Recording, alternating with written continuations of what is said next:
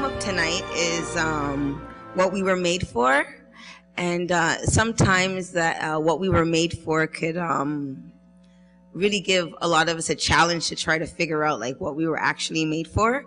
So just by listening to the worship team, who did such a great job singing for us tonight, their songs gave us a lot of great tips. They had a lot of good verses in it that can help us. So the IMC could help out. Hi, everybody. Good evening. My name is Tekli, the husband of my beloved wife, Kadani. And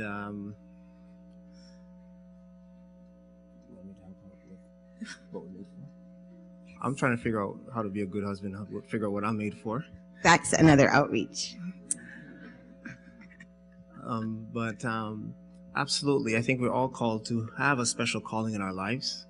We're all here born and living. And I was asking the kids out in the back, help us grasp the idea of what we're made for. And some of them said to do chores around the house or, to be obedient children. But I think it's all of us are probably trying to figure this out for ourselves.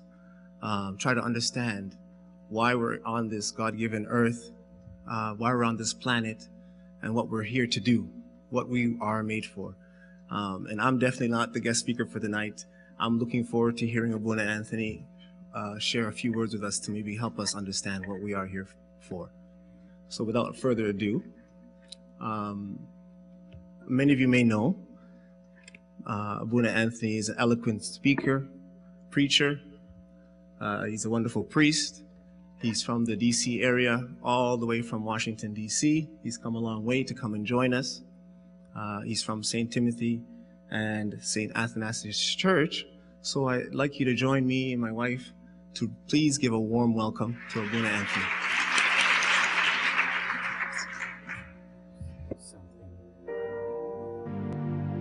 Everyone has some ultimate thing that they center their life around.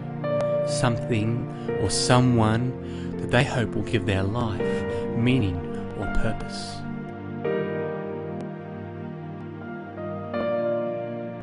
For some, it's religion. For others, it's money. For some, it's fun. For others, it's success or power, or science or knowledge, or beauty, or popularity. For some, it's love or sex. For some, it's their family. But the Bible says, all things were made by Jesus and for Jesus. This means we were created to worship, but there is only one who is really worthy of our worship. That's why nothing else in this world satisfies. We keep on looking, we keep on striving, we keep on buying, but nothing delivers. Nothing brings us that deep satisfaction that we long for. But when you live your life with Jesus as the center, you're doing exactly what you're created to do. You're right in the place you're supposed to be. So the irony is that when we give our lives over to worship Jesus, that's when we actually find ourselves. Everyone worships, but we were made to worship just one.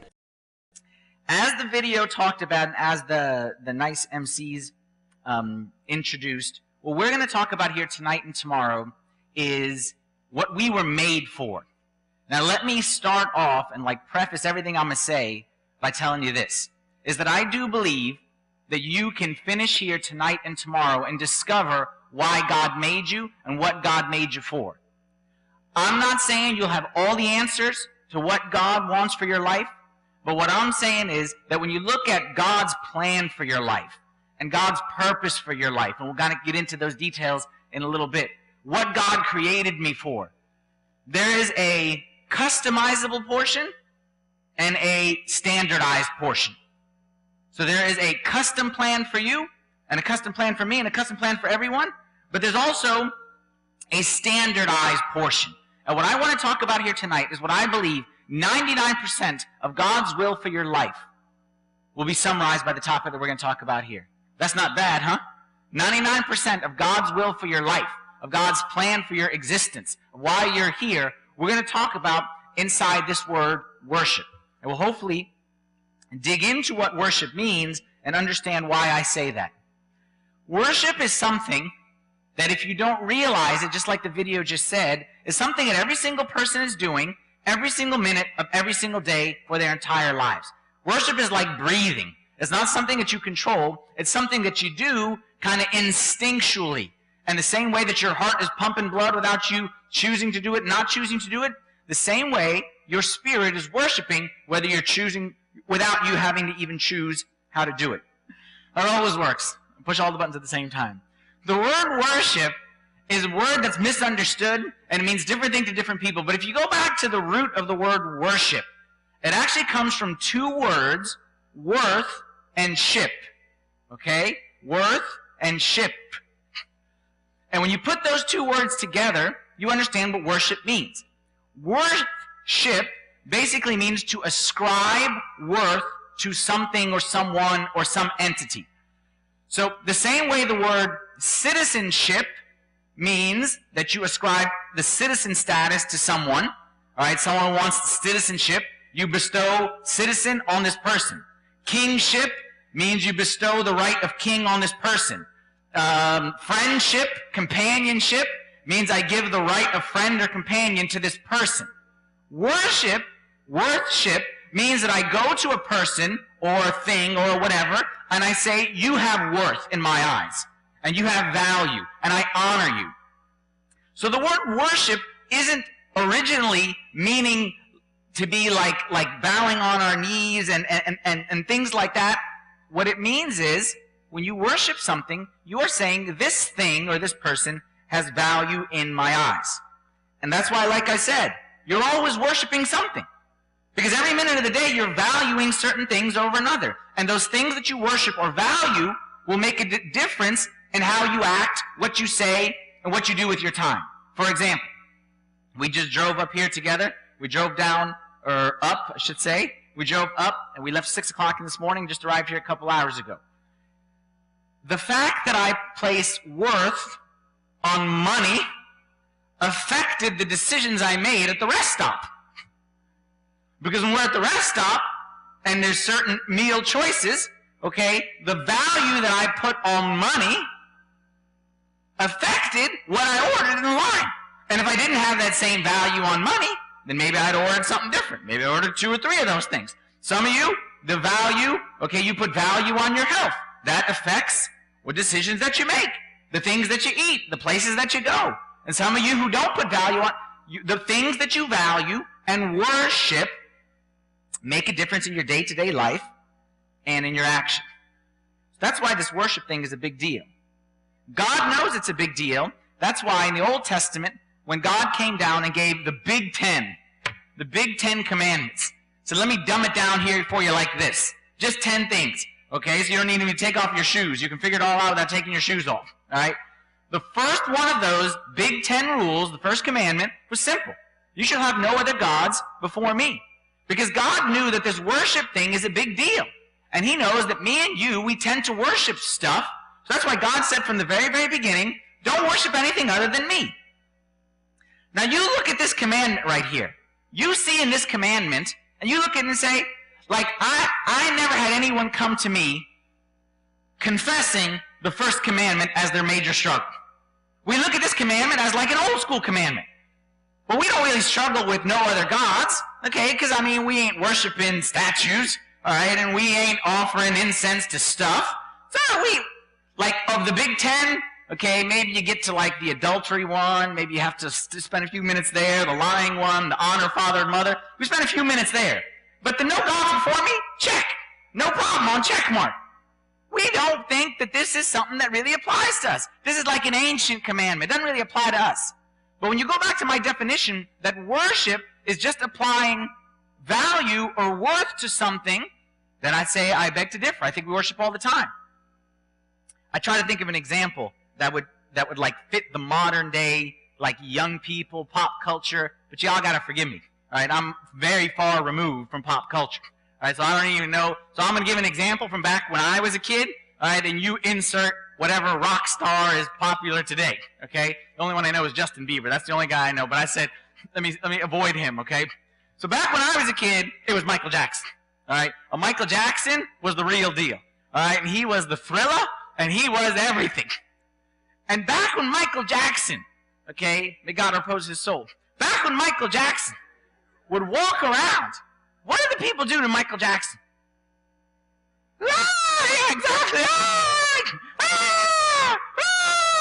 People were screaming for Michael Jackson and jumping on his back and just trying to touch his shoes or touch his glove or touch his hair or touch anything. And that was, I'm telling you, all right, forgive me for this. Forgive me. This might be offensive. But that to me is more worship that happens in most churches on Sundays. That to me is more worship that happens in most of our churches on Sundays. And you can't tell me that those people are not applying worship to Michael Jackson. Look, I'm a huge Michael Jackson fan, okay? My oldest son, his name is Michael, all right? I'm not saying he was named after Michael Jackson, but you got to weigh all things in. Michael Jackson was great. Michael Jackson was the man. But Michael Jackson isn't like God.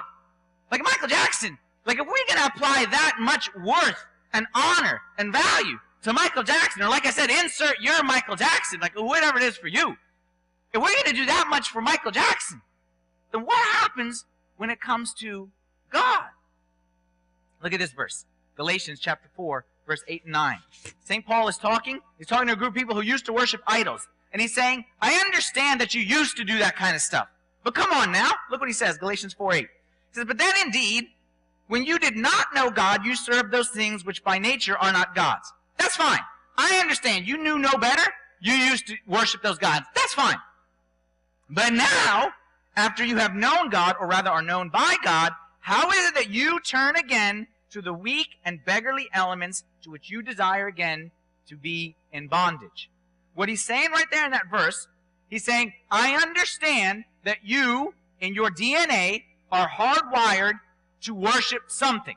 And I understand that when you knew no better, back in the day, you knew nothing about God, so you just worship whatever's in front of you. Here's a tree, I worship the tree. Here's a pumpkin, I worship the pumpkin. Here's Michael Jackson, I worship Michael Jackson. But now, you know God, and you know better. How is it that now you go back and you place all this value and all this worth on all these weak and beggarly elements? Worship is not something we choose to do. Worship is something we are doing all the time, whether we realize it or not. The true question is not, are you worshiping? The question is, what are you worshiping? And I discovered there's only two options. Either you worship the Creator or the creation. Those are the only two options.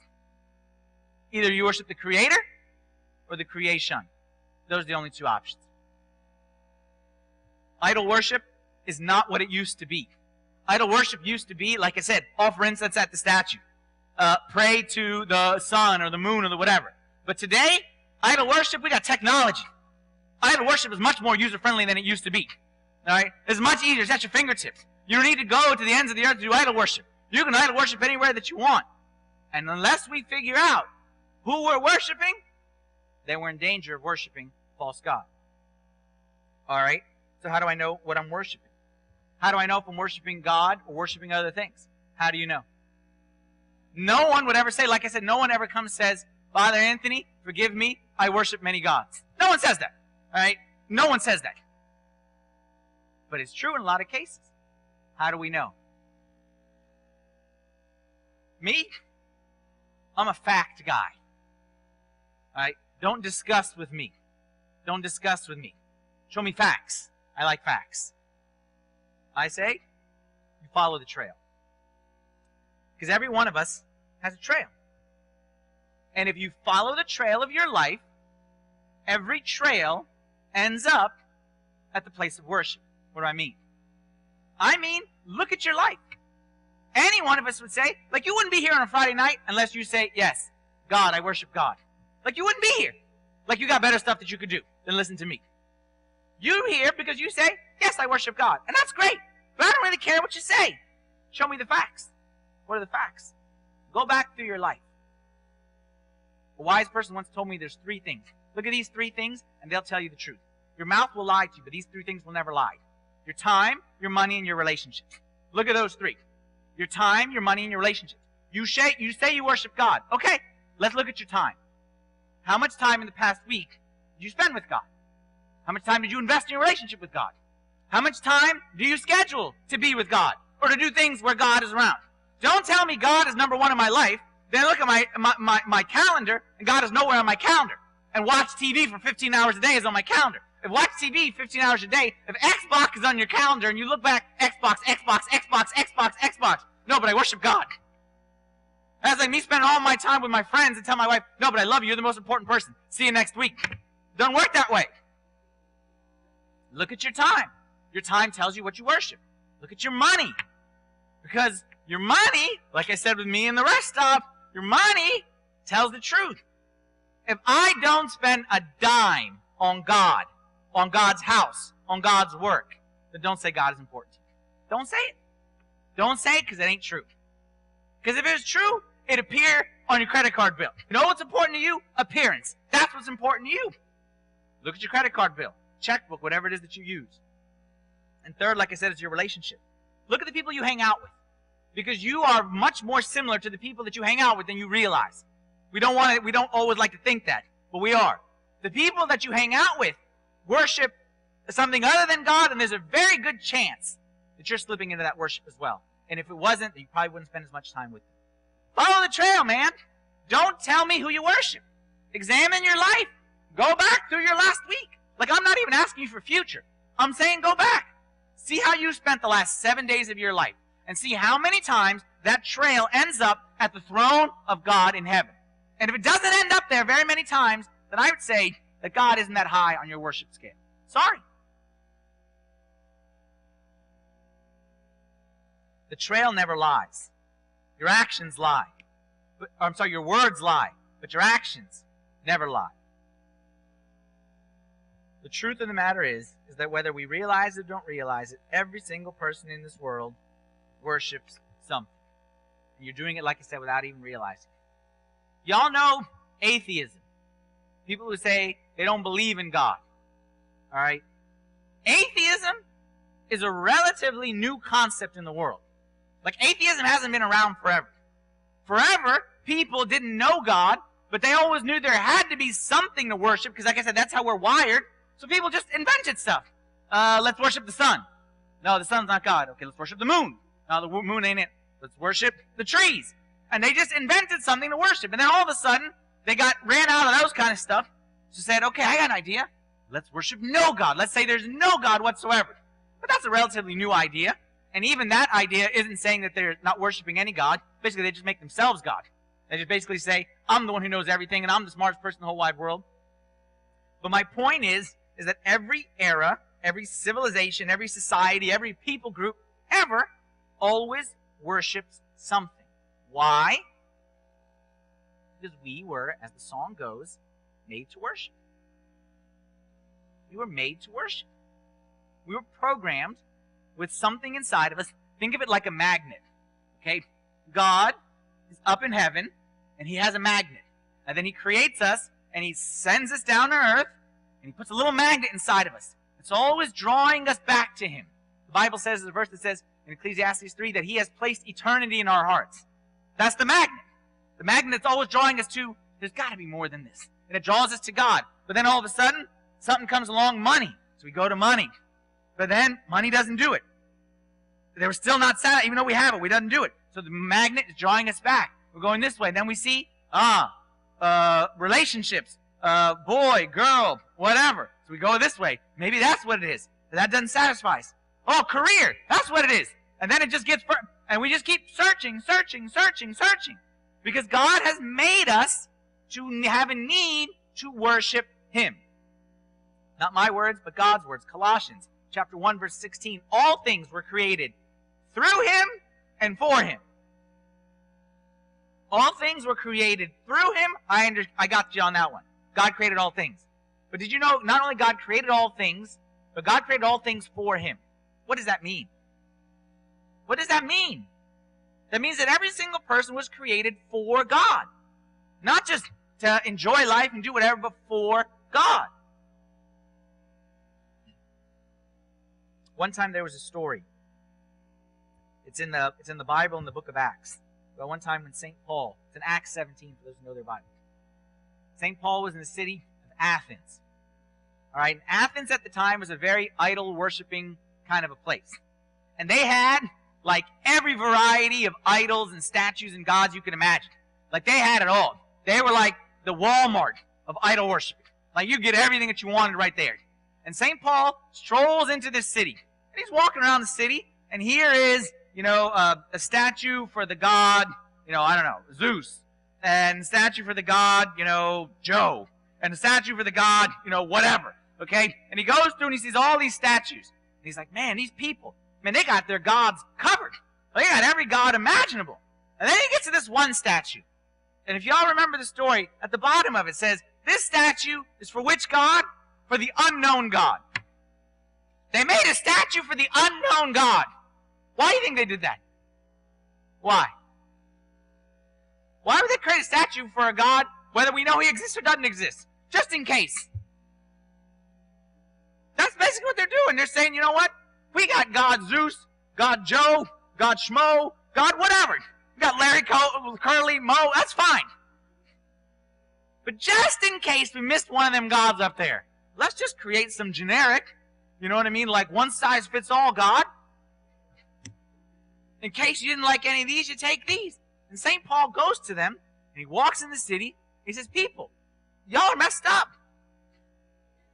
He's like, let me tell you about this unknown God. And he goes and he starts to preach to them about this unknown God. And he says the following, Acts 17, verse 24 and 25. He says, God, who made the world and everything in it, since he is Lord of heaven and earth, does not dwell in temples made with hands, nor is he worshipped with men's hands, as though he needed anything, since he gives to all life, breath, and all things. So that they, meaning we, should seek the Lord in the hope that they might grope for him and find him, though he is not far from us, though he is not far from each one of us, for in him we live and move and have our being. He's telling them, people, y'all messed up. What's going on with all these gods? He's like, let me tell you about the one true God, who created you, who made you. And he made you for one reason, that you could find him, that you could seek him, grope for him, that you could find him, and more importantly, that he could find you. Listen carefully to this. These people of Athens, they had a problem. What was their problem? They had a problem. What was their problem? Was their problem that they weren't religious enough? Was that their problem? Was their problem that they didn't want to worship? Was the problem that they didn't care about worship? This is very important. Because these people were religious, wanted to worship, and put in effort to worship. Their problem wasn't apathy, wasn't lack of worship. Their problem was what? It was uncertainty. This is scary. This is scary. Because today, I feel the same thing is true. Some people, many people, want to worship God. Want to know the true God. But the problem is, they missed him. They lost him. Is that him? Is that it? Should I be doing that? I'm supposed to be here? And they missed him. And that's a sad situation to be in. The same way, 2,000 years ago, whenever this was written, St. Paul went to these people and said, look, y'all are missing God. Y'all are missing God. He's so big. He's so big. But sometimes something is so big, it's hard to see. Like, what is the expression? The forest from the trees, right? Or the trees from the forest, whatever it is. I always mix it up. Okay? Sometimes God is that same way. Like, he's almost too big and too easy that he's too hard. That we miss him. And that we spend our time and we worshiping and God is like behind us, and we're around looking for Him and seeking Him, and He's walking right behind us. Like the person, you ever had a person who's got glasses on their head and said, "Where's my glasses?" Okay? Spend all day looking for their glasses. Okay? Don't elbow your husband, okay? That's not nice right now, okay? But you know people like that. That's the way these people of Athens were. They're walking around in a garden of gods and missing God. They're walking around in a garden of gods, missing God. I have fear. I'm afraid that we walk around in houses built for God, and we miss God. We walk around with God in us, God around us. We carry Him around and His Word and books, and we miss God. The good news, though, is God never misses us. Let's pretend I'm God. Here's God. He's looking out over all these people, coast to coast, sea to shining sea, right? Wherever y'all are from. Toronto, Canada, America, West Coast, East Coast, North Coast, South Coast, the moon for all I care. Doesn't matter where you're from. God looks out. What does God see? I'll tell you what I see. I see a lot of potential in this room. I'm sure there's very many intelligent people here. Educated people. Skilled people. A lot of people out there probably pay you a lot of money to do whatever for their company. I'm sure in this room, we got people who might invent a cure for cancer or discover, some new star 10 bazillion miles away. I'm sure we got people here who could do stuff with computers. I'm sure we got very talented people in this room. Just the best. Do you know what God sees when He looks out of this room? He sees a different kind of potential. He sees a worship potential. He sees that if every single one of these people, but He doesn't see people, He sees names, individuals. He sees each one. He starts to put names. Okay? Every one of these people were to worship Me to their fullest. Man. I love this verse. Psalm 149, verse 4. For the Lord takes pleasure in His people. God looks tonight upon us and says, you have the potential in this room to bring joy and pleasure to the heart of God. Wow. That's what God says. He said, wow. He's like, I created these people to worship Me. And if these people would understand that they were made to worship Me, and these people would all worship Me, like the potential to bring joy to my heart, like, wow. For the Lord takes pleasure in His people. But the problem is that some of the people who are sitting in these chairs here tonight don't realize it. Don't realize that you have the potential to make God very, very happy and bring joy to His heart by doing what you were made to do. What's the first verse in the Bible? Y'all know what the first verse in the Bible is? Y'all know what the first verse in the Bible is? Y'all know what the Bible is? Y'all have Bibles in Canada? Okay? You have Bibles. Okay? It's not hard. The first verse is on page 1. Okay? It says, in the beginning, God created the heavens and the earth. Alright? In the beginning, God created the heavens and the earth. In the beginning, God created. That's all you need to know. All of life can be like fit all of life into that. All of life in the beginning, God created. Not in the beginning, we, not in the beginning me, not in the beginning you, in the beginning God. It all began with God. Like we were created with God saying, I create you to, and then that is His purpose. Our problem is in life is that because we don't understand this worship thing, we sometimes switch the roles. And we make it not that I was created to serve God and to worship God, but we switch the creation and the Creator, and we said, okay, God, I'm here. Your job is to make me happy. Your job is to serve my needs. Your job is to place high value on me and do whatever it is that I ask you to do and tell you to do. We switch the roles.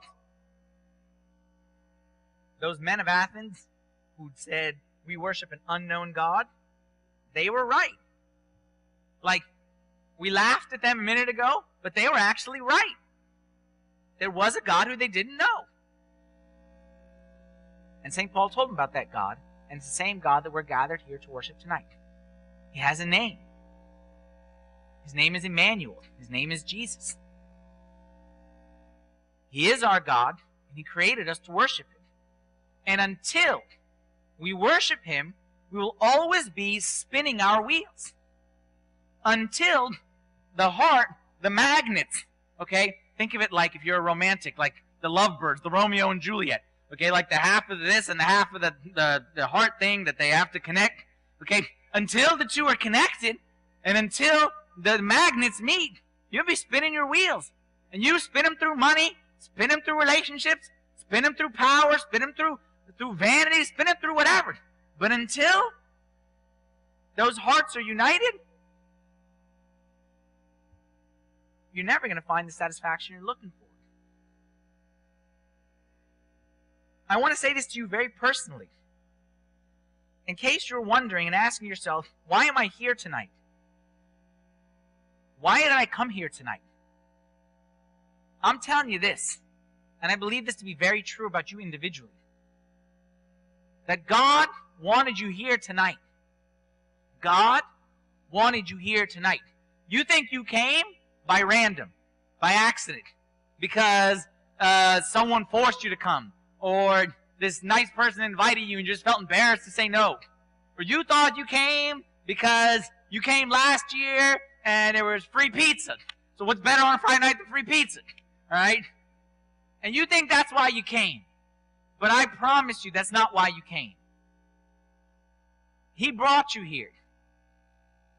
He brought you here because He wants you to find Him.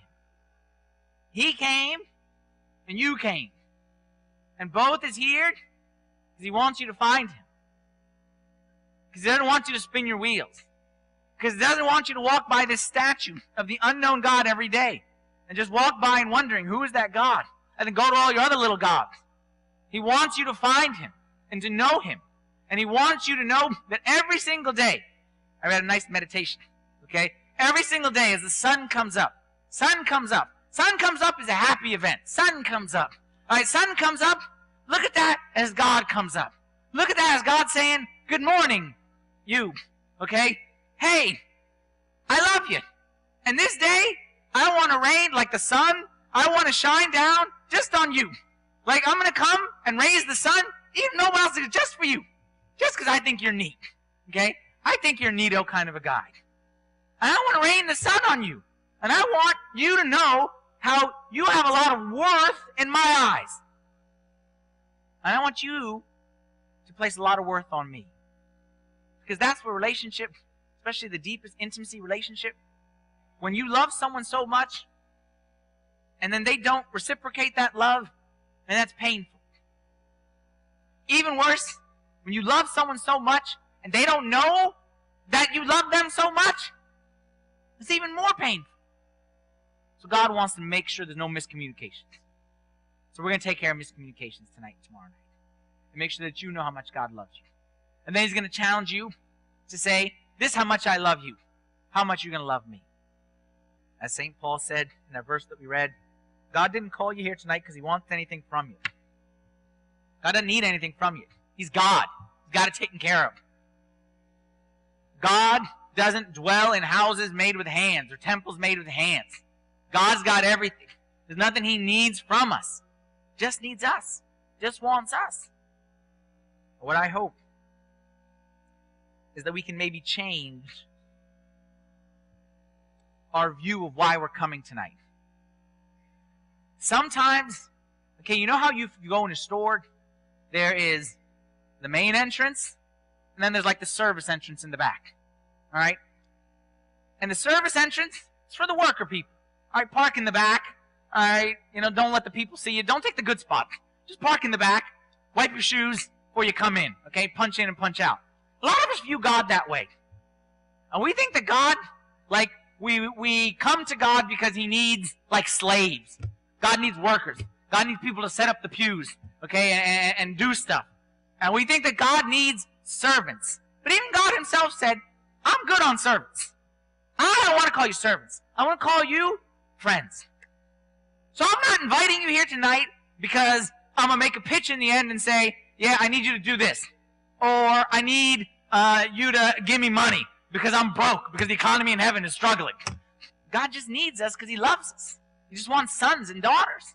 It's like when you have kids, you don't have kids because one day they're going to mow the lawn for you or get your shoes. All right?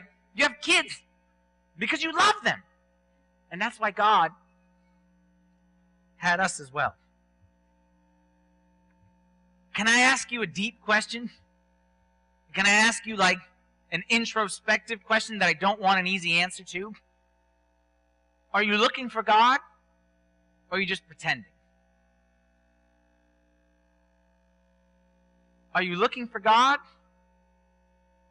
or are you just trying to check something off on your list? Or you just know that you're supposed to be in church? Or you just like, that's your image. You're the good guy. Like, you don't have a bad guy image. You have a good guy image. You just go to church because that's your image. But the answer to this question provides a lot of value. The answer to this question is more important than anything else. Because I know this end of the magnet. I know this end of the magnet. Okay, like let's say this is the God end, this is the your end. I know this end of the magnet. I know this end is coming. And I know it's going to be pulling. The question is, are you ready to pull back? Are you ready to go? Are you really looking? You want to really know God at a deeper level than you've ever known him? Or are you just along for the ride? If you really want to know God, you must answer this question here. What is God worth to you? That's what worship is all about. We're going to start talking about it in the next session. About if we say that God is ultimately the most valuable thing and the most worthy thing, what does that mean for our lives? I want to get into some of the nitty-gritty. And that's where I'll challenge you. But I don't want you to think that way right now. Like, always start with the what and then go to the how. That's why I always say, start with the what and then go to the how. Don't start with the how. Don't start with, how am I going to show God? Or how am I going to do this? Or how am I going to stop? Don't start with that. Don't start with that. We'll get to the how. Start with the what. What is God worth to you? You need to be able to answer that question. What is God worth to you? To the extent that you can answer this question is the extent that you can say, I worship God. And you know what? A lot of us, we don't place ultimate worth and value on God. And you know what? If I'm God, I'd rather you man up and be honest about it and say the truth as opposed to lie through your teeth and tell me that I'm number one when I ain't even close. I ain't even breaking the top 5. What is God worth to you? Like, you know what I want for this answer? When I go to my kids and I say, my kids, Michael and Lizzie. Michael, Lizzie, I love you so much. Do you love me? I say, yes. Say, how much you love me. What do I want my kids to say? This much. This much. And there's nothing cuter than when your kids say, this much, Daddy.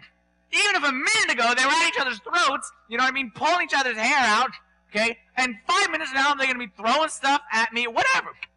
At that brief moment in time, that's all I wanted. This much. I just want to know how valuable I am and how much they love me. And that, as my 2 kids sitting right there smiling, okay? And as they're going to hate my guts bring all that attention to them. Sorry.